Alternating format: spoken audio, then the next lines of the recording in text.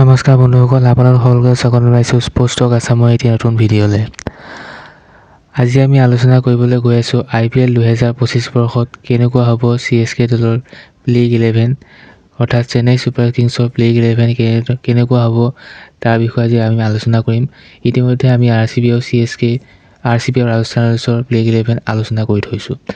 গতিকে যদি আমি CSK প্লেইং 11 চাওঁ তেনেহ'লে যদি আমি প্লেইং 11 চাওঁ তেতিয়াহ'লে অপেনিঙত আহিব ডেভন কনৱে আৰু ঋতুৰাজ গায়কোৱাড। এই দুজন অপেনিঙত আহিব।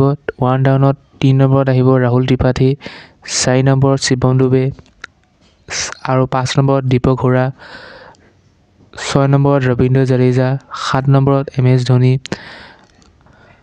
8 নম্বৰত ছেম কৰণ, 9 নম্বৰত ৰবিচন্দ্ৰন অশ্বিন, 10 নম্বৰত হয়তো খলীল আহমেদ নহয় নুৰ আহমেদ।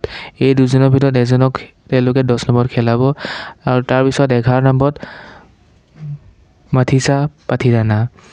গতিকে এইটোৱে হ'ব CSK দলৰ সম্ভাৱ্য প্লেইং 11, যিটো সম্পূৰ্ণ সম্ভাৱনা আছে যে এইটোৱে প্লেইং 11 তেওঁলোকে খেলাব আৰু যথেষ্ট শক্তিশালী প্লেইং 11 বাকী টীমবোৰক প্ৰত্যাহ্বান জনাব পাৰিব।